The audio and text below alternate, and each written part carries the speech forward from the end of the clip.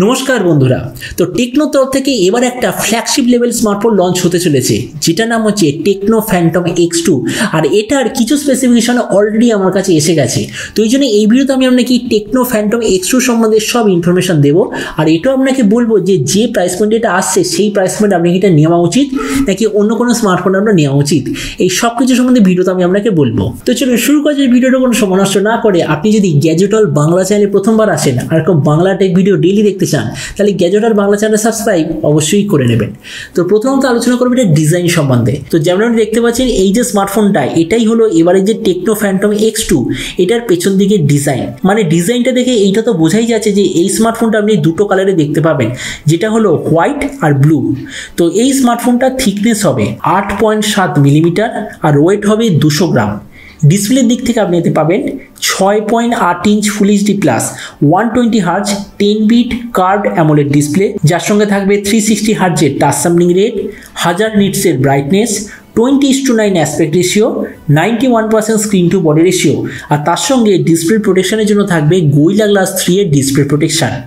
প্রসেসরের দিক থেকে এতে আপনার আছে ডাইমেনসিটি 900 5G প্রসেসর, যেটা হলো এই স্মার্টফোনের সবচেয়ে বড় সেলিং পয়েন্ট, কেননা এটা হলো ডাইমেনসিটি 9000 ওয়ালা সবচেয়ে সস্তায় 5G প্রসেসর আর তার সঙ্গে একটা খুব ভালো কোয়ালিটির কুলিং সিস্টেমও দেখতে পাবেন।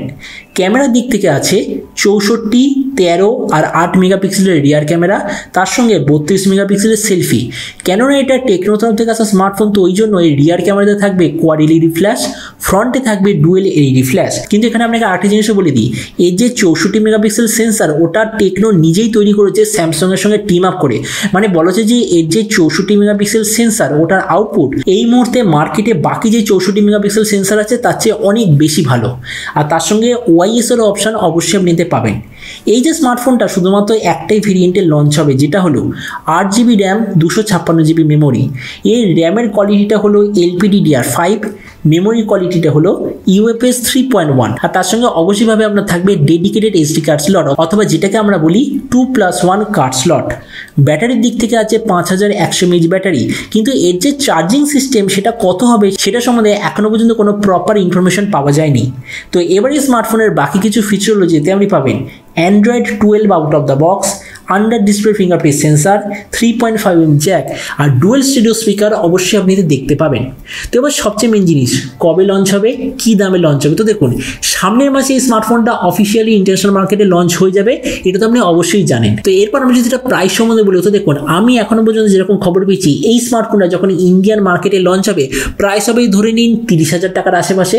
আর আপনাদের ভিডিওটা বাংলাদেশ থেকে দেখে থাকেন তাহলে বাংলাদেশে এটা লঞ্চ হবে 36 থেকে 40,000 বাংলাদেশি টাকার মধ্যে। তো এবার সব ভিডিওর মধ্যে এখানে আপনাকে জানাবো এই যে স্মার্টফোনটা যে আসতে চলেছে আপনার কি এটা নেওয়া উচিত নাকি অন্য কোনো স্মার্টফোন নেওয়া উচিত। তো দেখুন প্রথম আমরা আলোচনা করবো এটার মেন সেলিং পয়েন্ট সম্বন্ধে, যেটা হলো 30,000, আমি ইন্ডিয়ান টাকা অনুযায়ী বলছি 30,000 টাকার মধ্যে প্রথম স্মার্টফোন যাতে আপনি ডাইমেনসিটি 9000 এই প্রসেসরটা আপনি দেখতে পাবেন। তার মানে অবভিয়াসলি এটার গেমিং পারফরমেন্স হবে সবচেয়ে ভালো, তার সঙ্গে LPDDR5 এর র্যাম, UFS 3.1 স্টোরেজ, মানে গেমিং এর দিক থেকে কোনো ধরনের সমস্যা হবে না।